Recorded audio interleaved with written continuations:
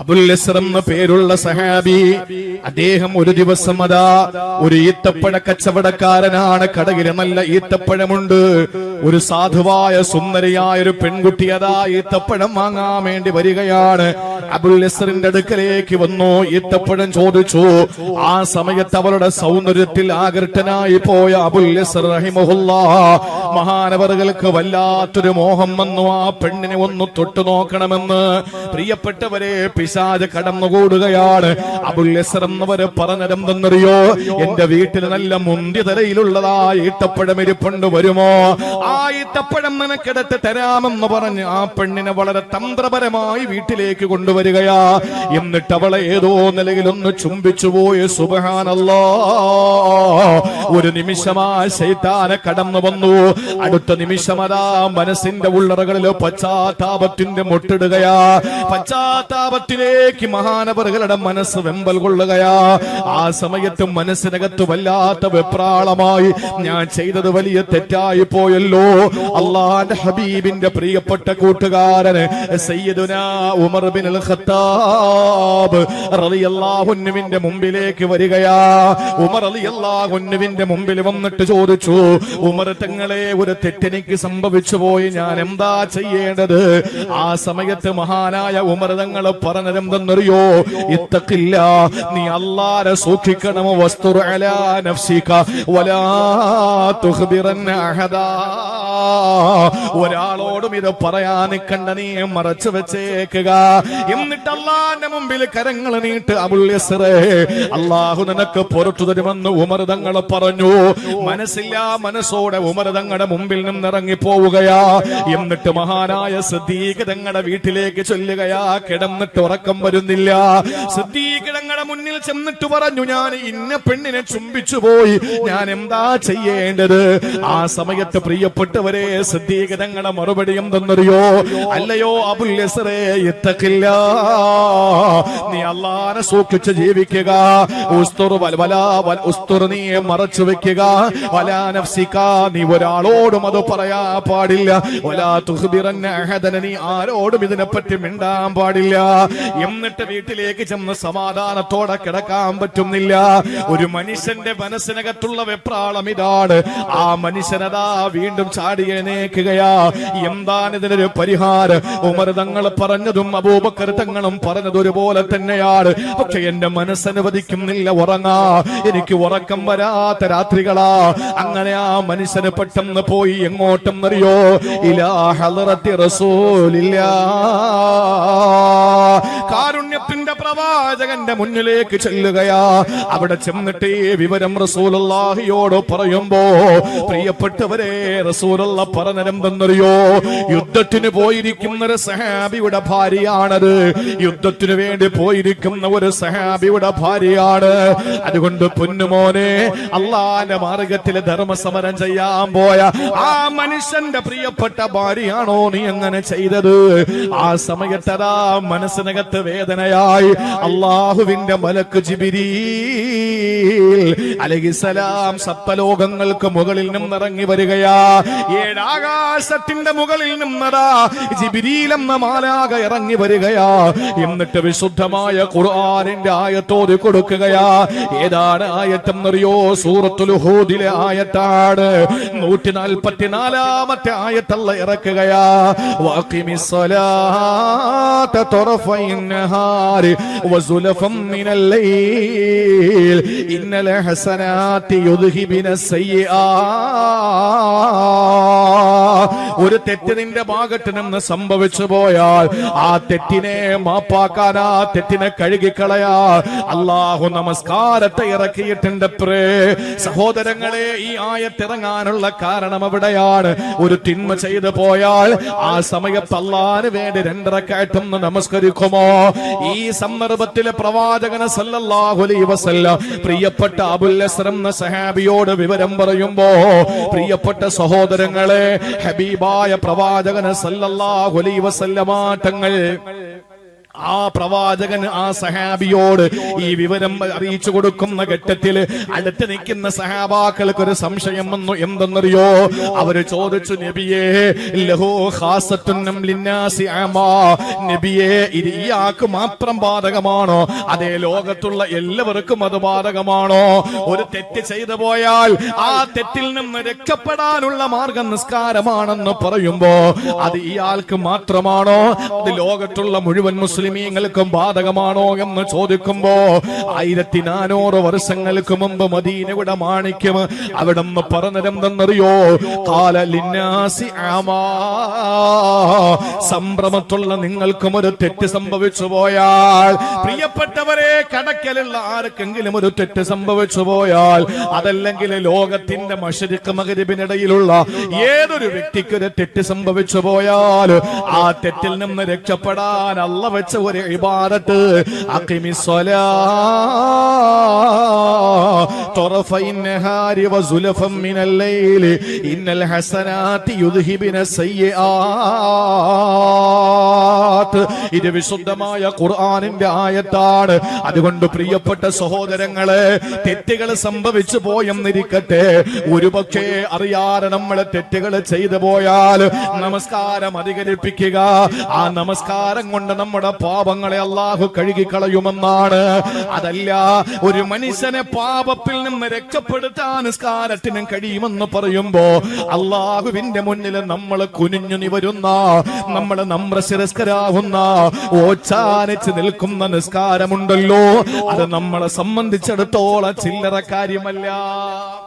നമ്മുടെ ജീവിതത്തിൽ പാപങ്ങളിൽ നിന്ന് രക്ഷപ്പെടാൻ കഴിയുന്ന ഒരു വലിയ പരിഹാര മാർഗം നിസ്കാരമാണ്.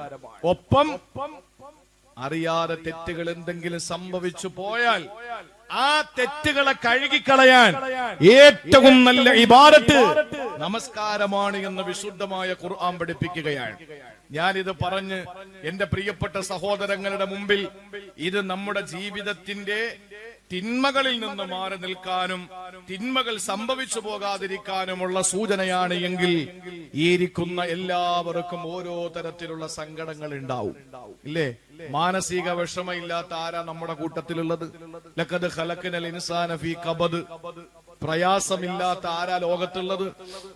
പണ്ട് ഒരു ഏറ്റവും നല്ല ഒരു സൈക്കോളജി, ഏറ്റവും നല്ല ഒരു സൈക്യാട്രിസ്റ്റിനെ കാണാൻ വേണ്ടിയിട്ട് ഒരാള് കടന്നു വരാണ്. അയാൾക്ക് മാനസികമായി വല്ലാത്ത സങ്കടം.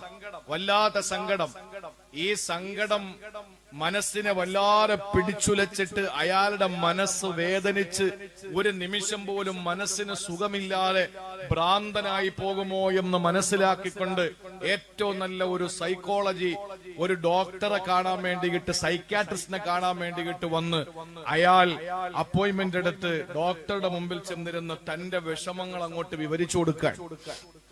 ആ സമയത്ത് ഡോക്ടർ ഇതെല്ലാം ശ്രദ്ധയോടെ കേട്ടിട്ട് ഡോക്ടർ പറഞ്ഞു, നിങ്ങളുടെ കാര്യം എനിക്ക് പിടികിട്ടി, അതുകൊണ്ട് നിങ്ങൾക്ക് ഞാനൊരു ചെറിയ ട്രീറ്റ്മെന്റ് നടത്താൻ പോവാൻ. എന്താണ്? ഈ ഹോസ്പിറ്റലിന്റെ തൊട്ടുപിറകിൽ ഒരു തിയേറ്റർ ഉണ്ട്, അവിടെ ഒരു സിനിമ ഓടുന്നുണ്ട്, ചാർലി ചാപ്ലിന്റെ സിനിമയാണ്. ആ സിനിമ നിങ്ങളൊന്ന് കണ്ടിട്ട് വാ. ചാർലി ചാപ്ലിന്റെ സിനിമ നിങ്ങളൊന്ന് കണ്ടിട്ട് വാ. അതിൽ ചിരിക്കാൻ ഒത്തിരിയുണ്ട്. അത് ചിരി വരുമ്പോൾ മനസ്സ് സന്തോഷം കൊണ്ട് തുള്ളിച്ചാടും. കുറെ ചിരിക്കുമ്പോൾ, തമാശകൾ കാണുമ്പോഴൊക്കെ മനസ്സിന്റെ വിഷമങ്ങളൊക്കെ ഒന്ന് മാറിക്കിട്ടും. അതുകൊണ്ട് നിങ്ങളൊന്ന് സിനിമ കണ്ടിട്ട് വാ, എന്നിട്ട് നിങ്ങൾക്ക് ഞാൻ മെഡിസിൻ തരാമെന്ന് പറഞ്ഞു. ഈ രോഗിയായി വന്ന, മാനസിക വിഭ്രാന്തിയോടെ വന്ന ആള് പറഞ്ഞു, ഇല്ല, എനിക്കങ്ങനെ അസുഖം മാറുമെന്ന് തോന്നുന്നില്ല. നിങ്ങൾ ചിന്തിക്കണം. ആ സമയത്ത് ഡോക്ടർ പറഞ്ഞു, അല്ല, ഇവിടെ വരുന്ന പല രോഗികളെയും ഞാൻ അങ്ങോട്ടാണ് വിടാറുള്ളത്. ഒരൊറ്റ സിനിമ കണ്ട് തിരിച്ചു വരുമ്പോൾ അവര് ചിരിച്ചുകൊണ്ടാണ് വരുന്നത്. അതുകൊണ്ട് നിങ്ങളൊന്ന് കണ്ടിട്ട് വായോ. ആ സമയത്ത് ആ വന്ന രോഗി ഡോക്ടറോട് പറഞ്ഞു, എന്തായിരുന്നാലും ചാർലി ചാപ്ലിന്റെ സിനിമ കണ്ടിട്ട് എനിക്ക് ചിരിക്കാൻ പറ്റുമെന്ന് തോന്നുന്നില്ല. ഡോക്ടർ സാഗൂതം ഇയാള് പറയുന്നത് കേട്ടോണ്ടിരുന്നിട്ട് അവസാനം ഉത്തരം മുട്ടിയപ്പോ ഡോക്ടർ ചോദിച്ചു, അതെന്താ നിങ്ങൾക്ക് ഇത്രയും ഉറപ്പുള്ളത്? ആ സമയത്ത് മാനസിക രോഗമെന്ന് പറഞ്ഞു വന്ന ആ രോഗി ഡോക്ടറോട് പറഞ്ഞത്, ചാർലി ചാപ്ലിന്റെ സിനിമ കണ്ടിട്ട് എന്റെ മാനസികമായ വിഷാദം മാറാത്തതും എനിക്ക് ചിരിക്കാൻ കഴിയാത്തതും വേറൊന്നും കൊണ്ടല്ല, ആ പറയപ്പെടുന്ന ചാർലി ചാപ്ലിൻ അത് ഞാനാ. ചാർലി ചാപ്ലിൻ എന്ന് പറയുന്ന ആള് ഞാനാണ്. എനിക്കാണ് അസുഖം. എന്റെ മനസ്സ് സങ്കടം മാറാൻ വേണ്ടിയിട്ടാണ് ഞാനിപ്പോ ഇവിടെ വന്നത്. നമ്മൾ ഈ അടുത്ത സമയത്ത് TV പിന്നെ ചാനലുകളിലൊക്കെ ചിരിപ്പിക്കുന്ന ഒരു കൊല്ലത്തുകാരനായ ഒരു സുധി എന്ന് പറയുന്ന ഒരു സഹോദരൻ മരണപ്പെട്ടു. കൊല്ലം സുധി. അയാൾ എല്ലാരെയും ചിരിപ്പിക്കുന്ന ആളായിരുന്നു അത്രേ. ആ ചിരിപ്പിക്കുന്നതോടൊപ്പം തന്നെ കൊല്ലം സുധി നമ്മുടെ മുന്നിൽ വന്ന് ആളുകളെ ശ്രോതാക്കിക്കുമ്പോഴും അയാളുടെ ഉള്ളു വിങ്ങുവായിരുന്നു. അയാളുടെ കൽബ് പിടക്കിയായിരുന്നു. കേറിക്കിടക്കാടമില്ല. തന്റെ കുടുംബത്തിന്റെ പ്രശ്നങ്ങൾ, സാമ്പത്തിക പ്രശ്നങ്ങൾ, കിടക്കാനൊന്നും ഒരു തലചാക്കാനിടമില്ലാത്തതിന്റെ വേദന, മറ്റ് കുടുംബപരമായി അല്ലെങ്കിൽ പ്രൊഫഷണൽ പരമായിട്ടൊക്കെയുള്ള സങ്കടങ്ങൾ, ഇത് തന്നെയാണ് എല്ലാവരുടെയും അവസ്ഥ. നമ്മൾ കാണുമ്പോ ചാർലി ചാപ്ലിനാണ് തന്റെ കുട്ടിക്കാലം, എന്റെ കുട്ടിക്കാലം എന്ന് പറഞ്ഞ് കുട്ടിക്കാലത്തെ പറ്റി വിവരിക്കുന്ന ഗ്രന്ഥം പറയുന്നു, എനിക്ക് മഴയത്ത് നടക്കാനാണ് ഇഷ്ടം. ചാർലി ചാപ്ലിൻ പറയാ, എനിക്ക് മഴയത്ത് നടക്കാനാണ് ഇഷ്ടം. ഞാൻ കരയുന്നത് ആരും കാണൂല. നമ്മൾ നോക്കുമ്പോ ഇങ്ങനെ ടിപ് ടോപ്പായി വെള്ളമൊക്കെ ഇട്ട് ഇങ്ങനെ ഇരിക്കുന്ന ആളുകൾ ഉണ്ടാവും. 100 സങ്കടങ്ങൾ അവരുടെ ഉള്ളിൽ നീറുന്നുണ്ടാവും. പ്രിയപ്പെട്ട സഹോദരങ്ങളെ, എന്താണ് അതിന് പരിഹാരമാർഗം? ഈ അടുത്ത സമയത്ത് കളം കെട്ടി നിൽക്കുന്ന ഒരു ചെറുപ്പക്കാരൻ ആത്മഹത്യ ചെയ്തു. നമ്മളൊക്കെ മാനസിക വിഭ്രാന്തി ഉണ്ടാകുമ്പോ രക്ഷപ്പെടാൻ വേണ്ടി നമ്മൾ ചെയ്യുന്ന പരിഹാരമാർഗം എന്താണ്? റബ്ബറിൽ കയറുക, കയറ് കഴുത്തിൽ മുറുക്കുക, എന്നിട്ട് താഴേക്ക് ചാടുക, കൊണ്ട് മെഡിക്കൽ കോളേജിൽ വെക്കുക, നെഞ്ചും തലയോട്ടിയും കീറുക, പൊതിഞ്ഞെടുത്ത് കൊണ്ടുവരിക, ഖബറിലേക്ക് വെച്ച് അടക്കുക. ഇതല്ലേ ചെയ്യുന്നത്? സമാധാനം കിട്ടാൻ ഇതാണോ മാർഗം? സമാധാനം കിട്ടാൻ ഇതാണോ മാർഗം? അല്ലെങ്കിൽ ശരീരത്തിന് എന്തെങ്കിലും വിഷമങ്ങൾ വരുമ്പോ ഇതാണോ മാർഗം? ഒരിക്കലുമല്ല പ്രിയപ്പെട്ടവരെ. ആ പരിഹാര മാർഗം അല്ലാഹുവിന്റെ വിശുദ്ധ ഖുർആൻ സൂറത്തുൽ ബഖറയിൽ അല്ലാഹു പറഞ്ഞു, വസ്തഈനൂ ബിസ്സബ്രി വസ്സലാ ലകബീറ വഇന്നഹാ ലകബീറ വഇന്നഹാ ലകബീറത്തുൻ ഇല്ലാ അലൽ ഖാശിഈൻ. വിശുദ്ധ ഖുർആനിൽ അല്ലാഹ് പറയുകയാ, വസ്തഈനൂ, നിങ്ങൾക്ക് മാനസികമായ ദുഃഖങ്ങളുണ്ടോ? സംഭ്രമത്തെ എന്നെ കേൾക്കാമെന്നവര്, അതല്ലെങ്കിൽ ഈ യൂട്യൂബ് ചാനലിലൂടെ എന്നെ കേട്ടുകൊണ്ടിരിക്കുന്ന സഹോദരങ്ങളെ, സഹോദരിമാര്, ആർക്കാണ് സങ്കടമില്ലാത്തത്? ആർക്കാണ് ദുഃഖമില്ലാത്തത്? ഈ മദ്രസാഹാളിനകത്തിരിക്കുന്ന പ്രിയപ്പെട്ട സഹോദരിമാരെ, പ്രതികൂല കാലാവസ്ഥയിലും വീട് പൂട്ടിക്കെട്ടി വഴലിന് വന്ന പ്രിയപ്പെട്ട പെങ്ങന്മാരെ, ഞാൻ ചോദിക്കുകയാം, നിങ്ങളിൽ ആർക്കാണ് മാനസികമായ വ്യഥയില്ലാത്തത്? ആർക്കാണ് വ്രണത ഹൃദയമില്ലാത്തത്? ആർക്കാണ് വ്യഥിത ഹൃദയമില്ലാത്തത്? ഓരോരുത്തർക്കും അവരുടേതായ നീറ്റലുകളും വേദനകളും ഉണ്ടല്ലോ. ഹൃദയത്തിൽ കീറലുകളും പോറലുകളും ഇല്ലാത്തവരാരാ? മനസ്സംഘർഷമില്ലാത്തവരാരാ? പരിഹാരം അല്ലാഹ് പറഞ്ഞില്ലേ? ദുർമന്ത്രവാദികളുടെ മുമ്പിൽ ചെന്നിട്ട് അവര് പറയുന്നത് പോലെ ചെയ്യലല്ല. ഒരു കഷ്ണം കയറ് തുമ്പെടുത്തിട്ട് കഴുപ്പിലണിഞ്ഞിട്ട് മരച്ചില്ലയിൽ കെട്ടിത്തൂക്കിയിട്ട് മരിക്കലല്ല. ചീറിപ്പാഞ്ഞു വരുന്ന ട്രെയിനിന്റെ മുമ്പിൽ ചെന്നിട്ട് തന്റെ കഴുത്ത് ആ പാളത്തിലേക്ക് ചേർത്ത് വെച്ചു കൊടുക്കലല്ല. വിഷം കഴിച്ചിട്ട് മരിക്കലല്ല. അതൊന്നും പ്രിയപ്പെട്ടവരെ പരിഹാരമല്ല. അന്തസ്സോടെ ജീവിക്കാൻ നമുക്ക് കഴിയലാണ്. ആ ജീവിതം എങ്ങനെയാണ്? അല്ലാഹ് പറയുന്നു, വസ്തഈനൂ. ഇസ്തിആനത്ത് എങ്ങനെയാണെന്നറിയോ? സഹായം തേടേണ്ടത് എങ്ങനെയാണെന്നറിയോ? കല്ലുടുക്കിലെ പുൽക്കൊടിക്ക് പോലെ കൊടുനീര് കൊടുക്കുന്ന പടച്ചതമ്പുരാ, വാരിയല്ല് കൊണ്ട് മൂടപ്പെട്ട നമ്മുടെ ഹൃദയത്തിന്റെ ഉള്ളിലുള്ള എല്ലാ ചലന നിശ്ചലനങ്ങളും ഗതിവിഗതികളും എല്ലാം അറിയുന്ന അല്ലാഹ്, ആ പടച്ചതമ്പുരാന്റെ മുന്നില് നമ്മുടെ സങ്കടങ്ങൾ അങ്ങ് അവിടുന്ന് ബോധിപ്പിക്കുക എങ്ങനെയാണ്? ബിസ്സബ്രി വസ്സലാ. പെങ്ങളെ 1000 വട്ടം ഞാൻ പറയുകയാ, നിന്റെ പ്രിയപ്പെട്ട ഭർത്താവ് വിദേശ രാജ്യത്ത് സങ്കടത്തിലാണോ? പൊന്നുമക്കള് ഏതെങ്കിലും നിലയിൽ വിദ്യാഭ്യാസത്തില് പിന്നിലാണോ? നിന്റെ വീട്ടില് ആവശ്യത്തില് ഏതെങ്കിലും നിലയിൽ സാമ്പത്തികമായ ബുദ്ധിമുട്ടുകളുണ്ടോ? അതിനുള്ള പരിഹാരം എന്തെന്നറിയോ? എല്ലാവരും കിടന്നുറങ്ങുമ്പോ പാതിരാത്രിയുടെ നിശബ്ദതയില് നീ ഒളുവ് ചെയ്യുക, എന്നിട്ട് മുസല്ല വിരിക്കുക, എന്നിട്ട് 2 റക്അത്ത് നമസ്കരിക്കുക, എന്നിട്ട് അല്ലാഹുവിനോട് പറയണമല്ലാ പടച്ചവരെ എല്ലാവരും ഉറക്കത്തിലാ, എല്ലാവരും ഉറക്കത്തിലാ, ഈ നാട്ടുകാര് മുഴുവനും ഉറക്കത്തിലാ, ഈ വീട്ടിലുള്ളവരെല്ലാവരും ഉറക്കത്തിലാ.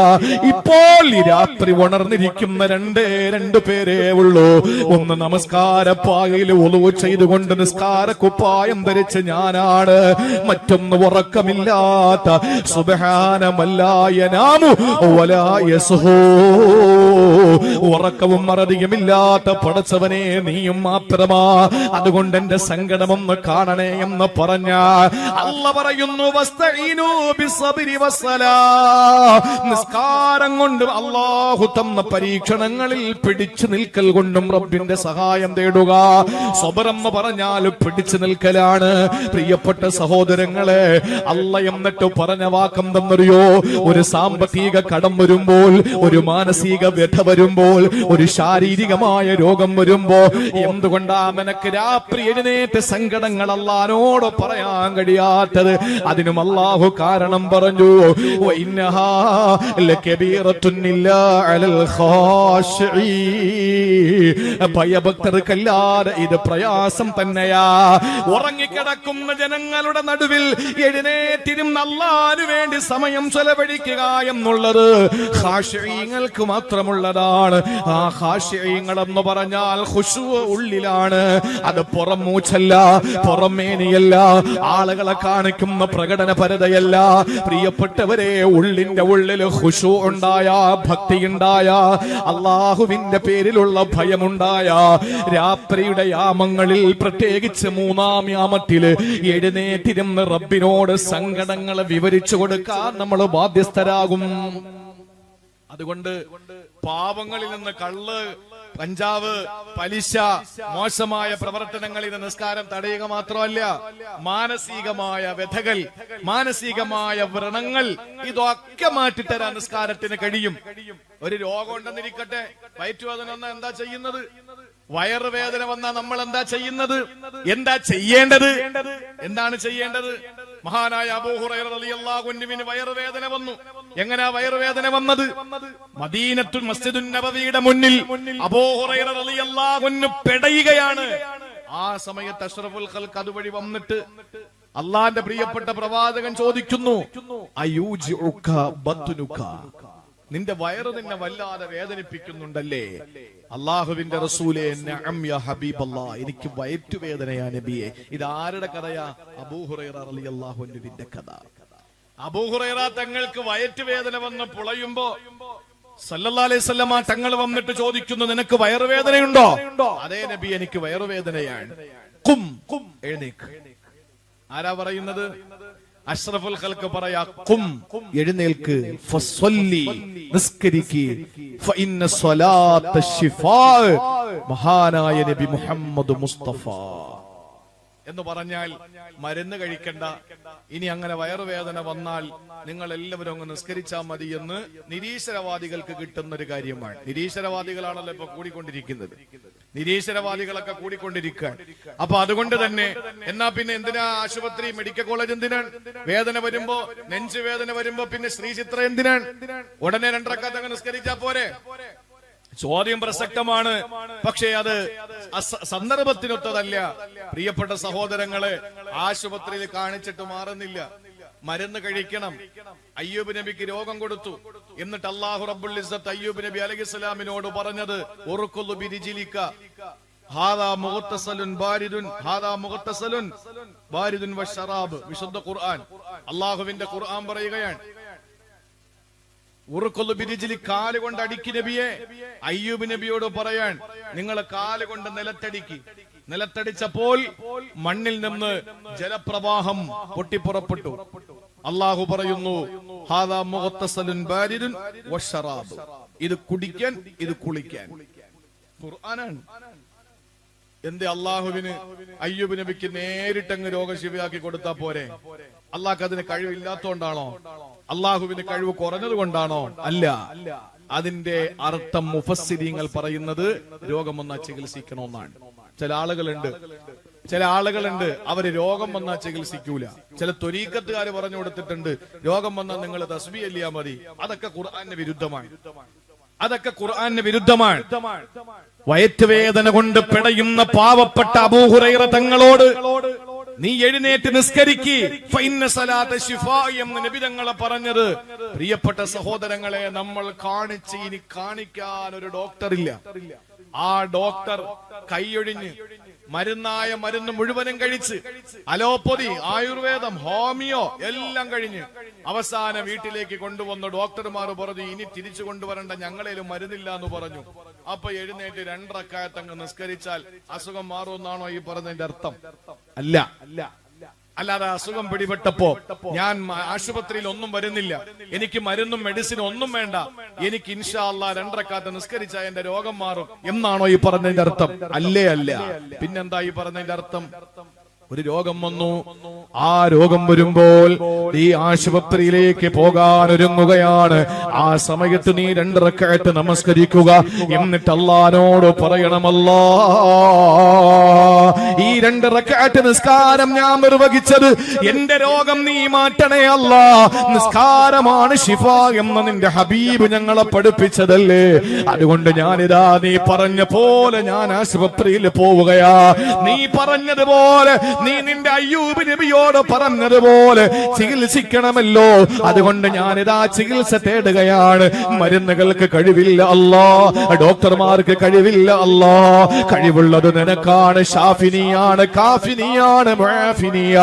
അതുകൊണ്ട് മുഹയ്യും മുമീത്തുമായ അല്ലാ, റാസിഖുമായ അല്ലാ, എന്റെ രോഗ ശിഫയാക്കണേ അല്ലാ എന്ന് പറഞ്ഞ് 2 റക്അത്ത് നിസ്കരിച്ചിട്ട് നീ ആശുപത്രിയിൽ പോയി മരുന്ന് വാങ്ങി കഴിക്ക്. നിന്റെ രോഗം അല്ലാഹു മാറ്റിത്തരും.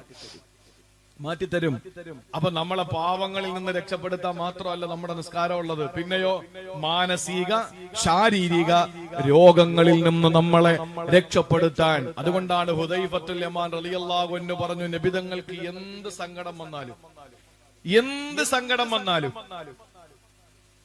ഏത് വിഷമം വന്നാലും നബിതങ്ങൾ എന്താ ചെയ്യുന്നത്?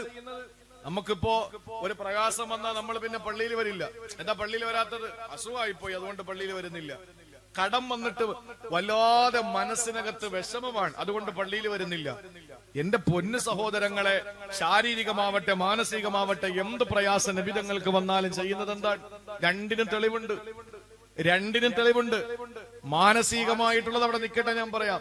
ശാരീരികമായി ദുർബലനാകുമ്പോ അതിന് പരിഹാരം വീട്ടിലെ നിസ്കാരമല്ല, പള്ളിയിലാണ്.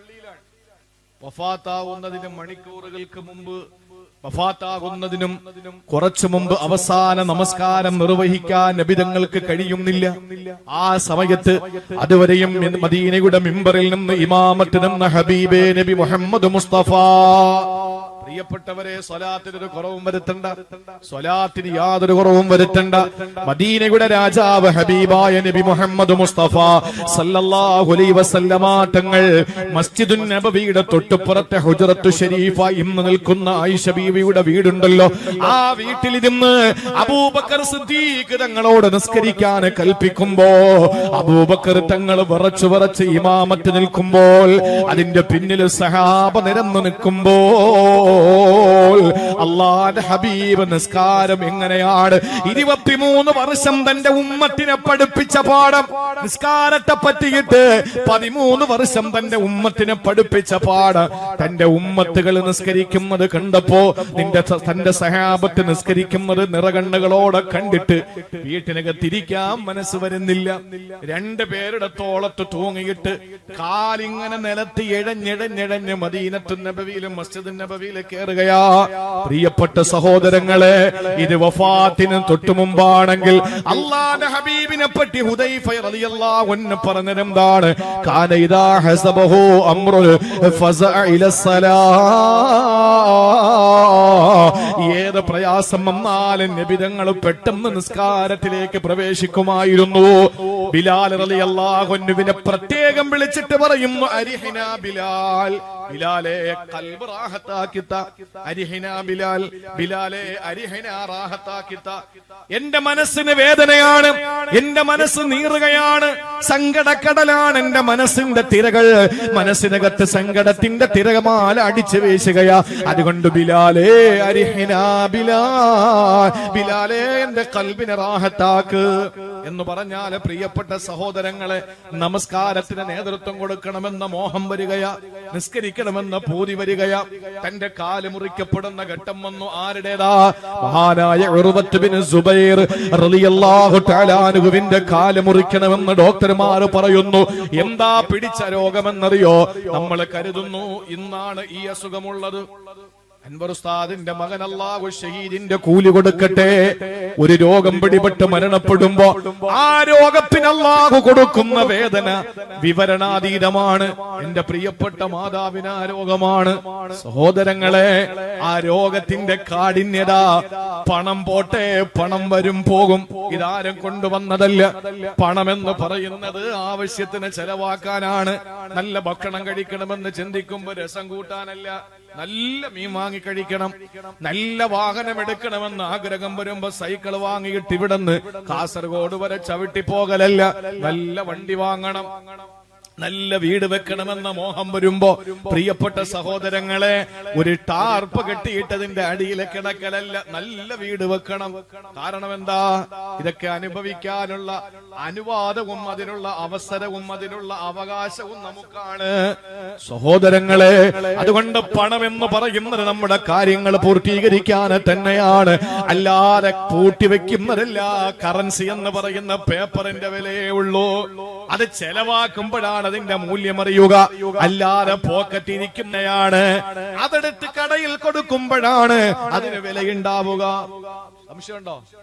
നമ്മൾ അതെടുത്ത് നമ്മുടെ പോക്കറ്റിൽ നിന്ന് എടുത്തിട്ടതാ ഒരു കടയിൽ കൊടുക്കുമ്പോഴാണ് അതിന് മൂല്യം ഉണ്ടാവുന്നത്. അല്ലാത്തപ്പോ ഇത് വെറും നോട്ടീസിന്റെ ഈ പേപ്പർ പോലെ. കടയിൽ പോയിതാ 500-ന്റെ ഒരു നോട്ട് എടുത്തതാ, ഇങ്ങനെ നല്ല വെള്ള ഷർട്ടിൽ ഇങ്ങനെ ഉയർത്തി വെച്ചു. കടക്കാരനോട് പറയാ, എനിക്ക് 10 കിലോ ആപ്പിൾ വേണം എന്ന് പറഞ്ഞു. എന്നിട്ട് ഇങ്ങനെ കാണിച്ചു കൊടുക്കുക. ഇവൻ ആപ്പിൾ കിട്ടുവോ? അവന്റെ കയ്യിൽ പൈസ ഉണ്ട്, ആപ്പിൾ കിട്ടൂല, അവന് ഭക്ഷണം കിട്ടൂല. അതിന് ഇപ്പൊ ഒരു മൂല്യം ഇല്ല. അതിൽ നിന്ന് ഒരു ആപ്പിൾ നിനക്കെടുത്തവൻ തരില്ല. കാരണം നിന്റെ പോക്കറ്റ് ഇരിക്കുന്ന പൈസക്ക് അപ്പൊ മൂല്യമില്ല. നീ അതെടുത്ത് അവന് കൊടുത്തു നോക്ക്, അപ്പോഴവൻ നിനക്ക് സാധനം തരും. നീ കൊടുത്തപ്പോഴാ മൂല്യം വന്നത്. പ്രിയപ്പെട്ട സഹോദരങ്ങളെ, പണം ചെലവഴിക്കാനാണ്, ആവശ്യത്തിന് ചെലവഴിക്കാനാണ്. അസുഖം വന്നു, ചെലവഴിച്ചു, ആള് മരിച്ചു, അല്ല. അൽഹംദുലില്ലാ, നമ്മുടെ പൈസ ചെലവഴിച്ചത് മക്കൾക്ക് ചെലവഴിച്ചാൽ, മാതാപിതാക്കൾക്ക് ചെലവഴിച്ചാൽ, ഭാര്യയ്ക്ക് ചെലവഴിച്ചാൽ അതിന് ഏറ്റവും വലിയ സദഖയുടെ കൂലിയല്ലേ? അത് ചെലവാക്കുന്നത് ആഹാരം വാങ്ങിക്കൊടുക്കുമ്പോ അതിന്റെ കൂലി, മരുന്ന് വാങ്ങിക്കൊടുക്കുമ്പോ അതിന്റെ കൂലി, ഓപ്പറേഷൻ കൊടുക്കുമ്പോ അതിന്റെ കൂലി. കൈയിരിക്കുന്ന സഹോദരങ്ങളോട് പറയുന്നു, ആ മക്കൾക്ക് ശേഷിക്കുന്ന മക്കളെക്കാൾ ഭാഗ്യവാൻ ആ മരണപ്പെട്ട മോനാണ്. എന്താ കാര്യം എന്നറിയോ? ഉസ്താദിന്റെ മക്കൾക്ക് അല്ലാഹു ദീർഘായുസ് കൊടുക്കട്ടെ, നമ്മുടെ മക്കൾക്ക് അല്ലാഹു ദീർഘായുസ് തരട്ടെ, നമ്മുടെ എല്ലാവർക്കും അല്ലാഹു ആഫിയത്തുള്ള ദീർഘായുസ് തരട്ടെ, നമുക്കും തരട്ടെ. പക്ഷേ ബിലാല് തക്കുന്ന നേരത്ത് ഭാര്യ വന്ന് തലയിൽ കൈവച്ചിട്ട് വാ ഹുസ്നാ, ദുഃഖം സഹിക്കാൻ വയ്യ, മരിക്കാൻ പോകുന്ന ഭർത്താവിന്റെ മുമ്പിൽ വന്ന് വിലപിക്കുന്ന ഭാര്യയുടെ മുഖത്ത് നോക്കിയിട്ട് മരണക്കിടക്കയിൽ കിടന്ന് ബിലാല് തങ്ങൾ പറഞ്ഞു, വാ തർബാ, എന്തൊരു സന്തോഷം എനിക്ക്. ഭാര്യ അത്ഭുതപ്പെട്ടു. മരിക്കാൻ കിടക്കുമ്പോ വേദനിച്ചിട്ട് ഭാര്യ പറയുന്നു, മരിക്കാൻ കിടക്കുമ്പോ പറയുന്നു സന്തോഷം. അതെന്താന്ന് ചോദിച്ചപ്പോ ബിലാല് തങ്ങൾ പറയാ, മുഹമ്മദ, അടുത്ത സെക്കൻഡ് ഞാൻ അങ്ങ് മരിച്ചു പോയാൽ എനിക്ക് മുസ്തഫായ നബിയെ കാണാമല്ലോ. ഓ, എന്തൊരു ഭാഗ്യമാ എനിക്ക്, അടുത്ത നിമിഷം എന്റെ നബിതങ്ങളെ കണ്ടൂടെ. അൻവർ ഉസ്താദിന്റെ പ്രിയപ്പെട്ട മക്കളിൽ ആദ്യമായി അഷ്റഫുൽ ഖൽഖിനെ കാണുന്നതാരാ? ഒരു സംശയവും വേണ്ട, പ്രിയപ്പെട്ട മകൻ തന്നെയാണ്. അപ്പോ ഒരാൾ മരണപ്പെട്ടു പോവുക എന്ന് പറയുന്നതും സങ്കടമല്ല. പിന്നെന്താ പ്രശ്നം? പൈസ കൊടുക്കുന്ന സദഖയുടെ കൂലി, ആള് മരണപ്പെട്ടു പോയാൽ സുഹൃതം ചെയ്തവനാണെങ്കിൽ അവൻ അഷ്റഫുൽ ഖൽക്കിനടുത്ത നിമിഷം കാണാം, സഹാബാക്കളെ കാണാം, മഹാരഥന്മാരായ ഒരുപാട് ദീനിന്റെ ഇന്നലകളിൽ കഴിഞ്ഞുപോയ മഹാന്മാരായ ധീര കേസരികളെ കാണാം. പിന്നെന്താ ഇവിടുത്തെ പ്രശ്നം? ആ അനുഭവിക്കുന്ന വേദന ഉണ്ടല്ലോ, അതിന് ആഖിറത്തിൽ സവാബുണ്ട്. പക്ഷേ ഇവിടെ അത് വേദനിച്ചങ്ങ് തീർക്കാന്ന് പറയുന്നത് വല്ലാത്തൊരു വേദനയാണ്. ഇന്ന് ഈ രോഗം ക്യാൻസർ എന്ന പേരിൽ ക്രാബ് കാർന്ന് തിന്നുന്നതെന്നാണ് അതിനർത്ഥം. എന്റെ പ്രിയപ്പെട്ട സഹോദരങ്ങളെ, ഇതിനെ അറബിയിൽ പറയുന്നത് ആക്കിലത്ത് എന്നാണ്. ഈ രോഗത്തിന്റെ പേര് ആക്കിലത്ത്, കാർന്ന് തിന്നുന്നത്. ഈ രോഗം പിടിപെട്ടു ആർക്കാ? മഹാനായ ഉർവത്ത് ബിൻ സുബൈർ റളിയല്ലാഹു അൻഹുവിന്റെ കാലിലാണ് രോഗം പിടിപെട്ടത്. ആ സമയത്ത് മഹാനവറുകൾക്ക് കാല് മുറിച്ചു മാറ്റണമെന്ന വിധി വരികയാണ്. ഭിഷഗ്വരന്മാര് കാല് മുറിച്ചു മാറ്റണമെന്ന് പറയുമ്പോ മഹാനായ ഉർവത്ത് ബിൻ സുബൈർ റളിയല്ലാഹു അൻഹു പറഞ്ഞു, ഇല്ല, ഈ കാൽ അല്ലാഹുവിന്റേതാണ്, എന്റേതല്ല. ആ സമയത്ത് ഡോക്ടർമാര് പറഞ്ഞു, നിങ്ങളുടെ ശരീരത്തിന്റെ മുഴുവൻ ഭാഗങ്ങളിലും ഇത് വ്യാപിക്കും, ഇതിങ്ങനെ സ്പ്രെഡാവും. ആ സമയത്ത് നിങ്ങളുടെ ജീവൻ തന്നെ അപകടമാണ്. അല്ലാഹുവേ, ഒരു ദിവസം കൂടി ജീവിച്ചിരുന്നാൽ അത്രയും എനിക്ക് സുബ്ഹാനല്ലാഹ് ചെല്ലാമല്ലോ. അതുകൊണ്ട് പെർമിഷൻ കൊടുക്കുന്നു, എന്റെ കാല് മുറിച്ചോ. ആ സമയത്ത് അന്നത്തെ ഓപ്പറേഷന്റെ രീതി എങ്ങനെയെന്നറിയോ? ഇന്നാണ് അനസ്തേഷ്യ ഉള്ളത്. പ്രിയപ്പെട്ടവരെ, അന്ന് അനസ്തേഷ്യ കണ്ടുപിടിച്ചിട്ടില്ല. എങ്ങനെയാ ചെയ്യുന്നതെന്നോ? ഇന്ന് അനസ്തേഷ്യ കണ്ടുപിടിച്ചിട്ട് പോലും ഫലസ്തീന്റെ പൊന്നുമക്കളെ, ആ പ്രിയപ്പെട്ട പൊന്നുമക്കള് വെടിയുണ്ടയേറ്റിട്ട് പിടയുന്ന ശരീരം അൽ-ഷിഫ ഹോസ്പിറ്റലിന്റെ മുമ്പിലേക്ക് കൊണ്ടുവെക്കുമ്പോ, ഗസയിലെ ഹോസ്പിറ്റലിൽ കൊണ്ടുവെക്കുമ്പോൾ അനസ്തേഷ്യ കൊടുക്കാൻ മരുന്നില്ല, കറണ്ടില്ല, വെള്ളമില്ല, വായുവില്ല, ഒന്നുമില്ലാത്ത സങ്കടകരമായ അവസ്ഥയില് പച്ച ശരീരത്തിലാണ് സർജറി നടത്തിക്കൊണ്ടിരിക്കുന്നത്. പ്രിയപ്പെട്ടവരെ, മഹാനായ ഉർവത്ത് ബിൻ സുബൈർ റളിയല്ലാഹു അൻഹുവിന്റെ കാല് മുറിച്ചു മാറ്റുന്നതിന് മുമ്പ് ഡോക്ടർമാര് പറഞ്ഞു, ഞങ്ങൾ ഇവിടെയുള്ള ചികിത്സാ രീതി കള്ള് കുടിക്കാൻ കൊടുക്കും. കള്ള് കുടിക്കുമ്പോൾ മദം വരും, കള്ള് കുടിക്കുമ്പോ ബോധം നഷ്ടപ്പെടും, അപ്പോൾ കാല് മുറിച്ചു മാറ്റും. അന്നത്തെ അനസ്തേഷ്യ അങ്ങനെയാണ്. കിതാബുകളിലെ കാണാ, ഉർവത്ത് ബിൻ സുബൈർ റളിയല്ലാഹു അൻഹു പറഞ്ഞു, എന്റെ റസൂൽ നിഷിദ്ധമാക്കിയ കള്ള് കുടിച്ചുകൊണ്ട് എനിക്കൊരു ചികിത്സ വേണ്ട. കള്ളിന്റെ പിന്നാലെ, മയക്കുമരുന്നിന്റെ പിന്നാലെ പോകുന്ന ചെറുപ്പക്കാരാ, റബിഉൽ അവ്വലിലെ നബിദിന റാലി പോൽ എത്രയോ ചെറുപ്പക്കാരെ കള്ളു കുടിച്ചിട്ടാ. ഇത് പറഞ്ഞാലും മുജാഹിദാവോ ജമാഅത്തെ ഇസ്ലാമിയാവോ, അങ്ങനെയെങ്കിൽ കള്ളു കുടിച്ചും കൊണ്ട് നബിദിനാഘോഷം നടത്തുന്ന, നബിദിന റാലി നടത്തുന്ന, നബിദിന സന്ദേശ റാലി നടത്തുമ്പോൾ കള്ളു കുടിച്ചുകൊണ്ട് നടക്കുന്നത് തെറ്റാണ് എന്ന് പറയുമ്പോ, ജമാഅത്തെ ഇസ്ലാമിയാണെങ്കിൽ 1000 വട്ടം ഞാൻ അത് തന്നെയാണ്. പക്ഷേ റസൂലുള്ളാഹി സ്വല്ലല്ലാഹു അലൈഹി വസല്ലമ തങ്ങളുടെ പേരിലുള്ള നബിദിന റാലിയിൽ പോലെ കള്ളു കുടിക്കുന്ന ചെറുപ്പക്കാരാ, നബിതങ്ങളോടുള്ള സ്നേഹം ആകാശം മുട്ട മാനം മുട്ട ബോക്സ് വെച്ച് കെട്ടലല്ല, അനിക്കലല്ല. ഏതാണ് റസൂലുള്ളാഹിയോടുള്ള സ്നേഹമെന്നറിയോ? അള്ളാന്റെ ഹബീബ് നിഷിദ്ധമാക്കിയ കള്ളു കുടിച്ചുകൊണ്ട് എന്റെ ചികിത്സ വേണ്ട എന്ന് ധൈര്യത്തോടെ വിളിച്ചു പറഞ്ഞ ഈമാനിന്റെ ഏറ്റവും വലിയ പ്രതീകമായ മഹാനായ ഉർവത്ത് റളിയല്ലാഹു അൻഹു. പ്രിയപ്പെട്ടവരെ, ചിന്തിച്ചു നോക്കണേ. ആ ഉർവത്ത് ബിൻ സുബൈർ റളിയല്ലാഹു തആല അൻഹുവിന്റെ കാല് മുറിക്കണമെന്ന തീരുമാനം വരുമ്പോ, കാല് മുറിക്കാൻ പിന്നെ ഈ മദ്യം കൊടുത്തിട്ട്, മദ്യം കഴിച്ചിട്ട്, ആ മദ്യം കുടിച്ചിട്ട് ബോധം നഷ്ടപ്പെടുമ്പോഴാണ് ആ കാല് മുറിച്ചു മാറ്റുക. ഒരിക്കലും അനുവദിക്കാത്ത സമയം വന്നപ്പോ പിന്നെ എങ്ങനെയാണെന്ന് ചോദിച്ചപ്പോൾ, പച്ച ശരീരത്തിൽ നിന്ന് കാല് മുറിച്ചു മാറ്റുന്നത് സഹിക്കാൻ പറ്റാത്ത വേദനയാണ്. മഹാനായ ഉർവത്ത് ബിൻ സുബൈർ തങ്ങൾ പറഞ്ഞിരുന്നെന്നറിയോ? എന്നാ ഞാനൊരു പരിഹാരം പറയാ. അത് മറ്റൊന്നും, ഞാൻ കൈയൊന്ന് കെട്ടട്ടെ, 2 റക്അത്ത് നിസ്കരിക്കട്ടെ. ആ നമസ്കാരം നിർവഹിക്കുമ്പോൾ നിങ്ങൾ എന്റെ കാല് മുറിച്ചു മാറ്റുമോ ഞാൻ അറിയൂല. ഒരു വേദന വന്നപ്പോ തന്റെ കാല് മുറിച്ചു മാറ്റാൻ കൈകെട്ടി നിസ്കരിക്കുകയാ. ആലോചിക്കണേ, സംഭ്രമം. പള്ളിയിൽ ഒരാൾ നടന്നു വന്നപ്പോൾ ഏതോ ഒരു റബ്ബറിന്റെ ഇടയിൽ നിന്ന് ആളുകൾ ഓടിക്കൂടി അവനെ തല്ലിച്ചതച്ചു. അത് മനുഷ്യൻ അറിയാതെ വന്നതുകൊണ്ട് ടെൻഷനില്ല, കിട്ടി അടിക്ക് വേദനയേ ഉള്ളൂ. പക്ഷേ ശത്രുക്കൾ വന്നപ്പോൾ നമ്മൾ പറഞ്ഞു, ഞാൻ സംഭ്രമം സംഭ്രമം പള്ളി കയറി നിസ്കാരത്തിന് കൈകെട്ടും. അപ്പോഴും നിങ്ങൾ അടിച്ചോ എന്ന് പറഞ്ഞാൽ ആലോചിച്ച് നോക്കിയേ. കയ്യട്ടി കഴിഞ്ഞാൽ പിന്നെ ചിന്ത മൊത്തത്തിൽ ഇതായിരിക്കും. റുക്കൂയിലാണോ അടി, സുജൂദിലാണോ അടി, നിൽക്കുമ്പോഴാണോ അടി, ഇരിക്കുമ്പോഴാണോ അടി, ഇതല്ലേ നമ്മുടെ മനസ്സിലുള്ള ചിന്ത. മഹാനായ ഉർവത്ത് ബിൻ സുബൈർ റളിയല്ലാഹു അൻഹു പറയുന്നു, ഞാൻ കയ്യങ്ങ് കെട്ടാൻ നിങ്ങൾ കാല് മുറിച്ചോ? കൈകെട്ടി കാല് മുറിച്ചു. സലാം വീട്ടിയിട്ട് നോക്കുമ്പോ ഒരു കാലില്ല. അൽഹംദുലില്ലാ, അല്ലാഹുമ്മ ലക്കൽ ഹംദ്, ലക്കൽ ഹംദ്, നിനക്കാണ് സർവസ്തുതി അല്ലാഹ്. എനിക്ക് 4 അവയവങ്ങൾ തന്നു.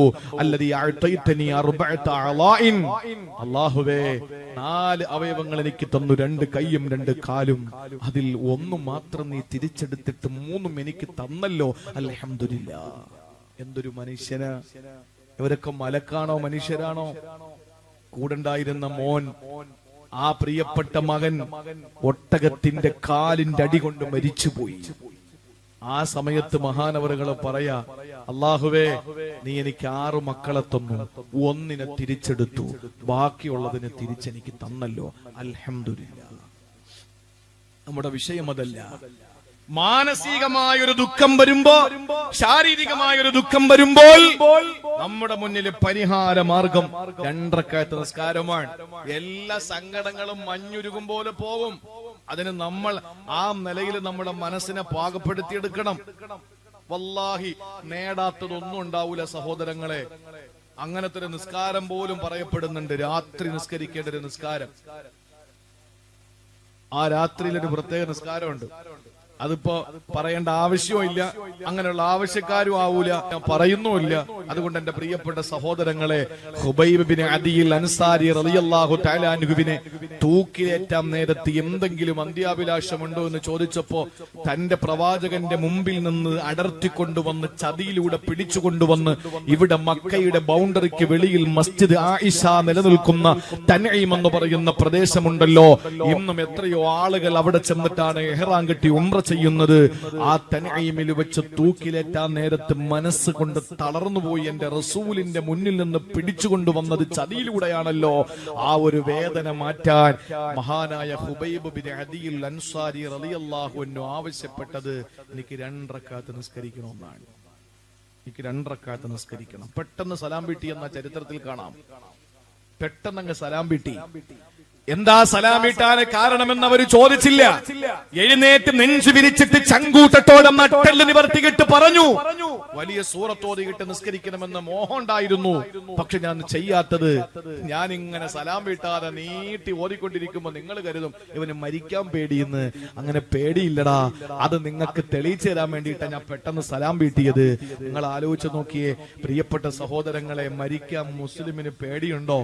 ഇന്നും പെടഞ്ഞു വീടുന്ന പാവപ്പെട്ട ഫലസ്തീനിലെ 40 കിലോമീറ്ററിന്റെ ചുറ്റളവിൽ 22 ലക്ഷം ആളുകൾ താമസിക്കുന്ന ഒരു തുരുത്ത്, പാത്രത്തിൽ കറി കോരി ഒഴിച്ചിട്ട് കറിയും ചോറും എല്ലാം കൂടി വടിച്ച് ഒരു സ്ഥലത്തേക്ക് കൊണ്ടുവയ്ക്കുന്നത് പോലെ 40 കിലോമീറ്ററിന്റെ തുരുത്തായി മാറിയിട്ട് 22 ലക്ഷത്തോളം ആളുകൾ താമസിക്കുമ്പോൾ വൈദ്യുതിയില്ല.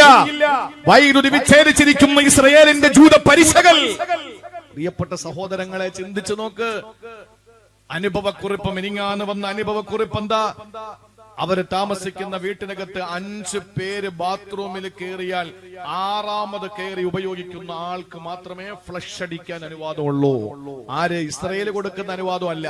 വീട്ടിലൊരു തീരുമാനം എടുത്തിരിക്കാൻ. എന്താ കാര്യം? കുടിക്കാൻ വെള്ളമില്ല. ഉള്ള വെള്ളം ഇങ്ങനെ മലമൂത്ര വിസർജനം ചെയ്തിട്ട് ശൗചം ചെയ്യാൻ നിന്നാൽ കുടിക്കാൻ വെള്ളമില്ലാതെ മരിച്ചു പോകും. കുടിവെള്ളം മുടക്കിയിരിക്കുന്നു ഇസ്രയേൽ എന്ന് പറയുന്ന ജാരസ് രാഷ്ട്രം, ജൂതരാഷ്ട്രം, ഇരുളിന്റെ സന്ധതികൾ. നിങ്ങൾ ആലോചിച്ച് നോക്കിയേ.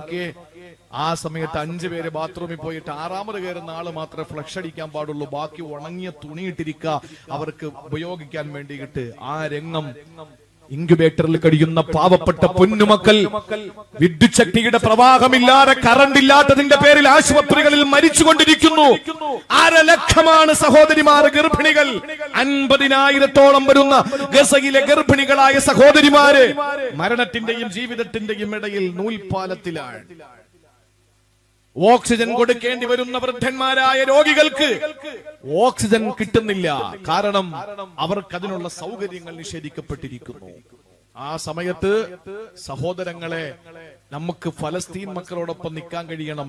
ഞാൻ എന്റെ പ്രസംഗത്തിന്റെ ഏറ്റവും പ്രധാനമായിട്ടുള്ള ഭാഗങ്ങളിലേക്ക് വരുന്നതിന് മുമ്പ് ഞാൻ പറയുകയാണ്, ഫലസ്തീനിലെ പ്രിയപ്പെട്ട മക്കളോടുള്ള നമ്മുടെ ബന്ധം അത് വലിയ ബന്ധമാണ്. നമ്മുടെ ആദ്യത്തെ കിബിലയ 16 മാസക്കാലം, റിവായത്തിൻ 17 മാസം, 16-17 മാസം നമ്മൾ തിരിഞ്ഞ്, നമ്മുടെ പൂർവികർ തിരിഞ്ഞ് നിസ്കരിച്ചത് മസ്ജിദുൽ അഖ്സയിലേക്കാ.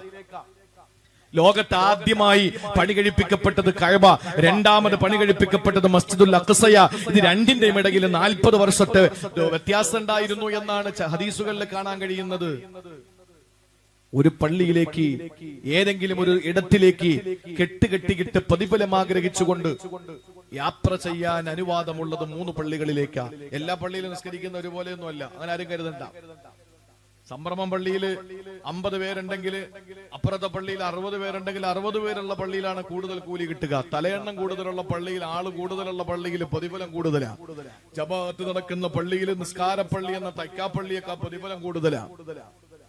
പക്ഷേ എല്ലാം ആളുകൾ ഒരുപോലെയാണെങ്കിൽ സംഭ്രമം പള്ളിയുടെ അതേ പ്രതിഫലം തന്നെയാണ് ഏർവാടി പള്ളിക്ക് ഉള്ളത്. ഏർവാടി പള്ളിയുടെ അതേ പ്രതിഫലം തന്നെയാണ് അജ്മീർ പള്ളിക്ക് ഉള്ളത്. പിന്നെ അജ്മീർ കാണണമെങ്കിൽ പിന്നെ അത് സംഭ്രമത്തൊന്നും കാണാൻ പറ്റില്ല, അജ്മീർ പോയാലേ കാണാൻ പറ്റുള്ളൂ.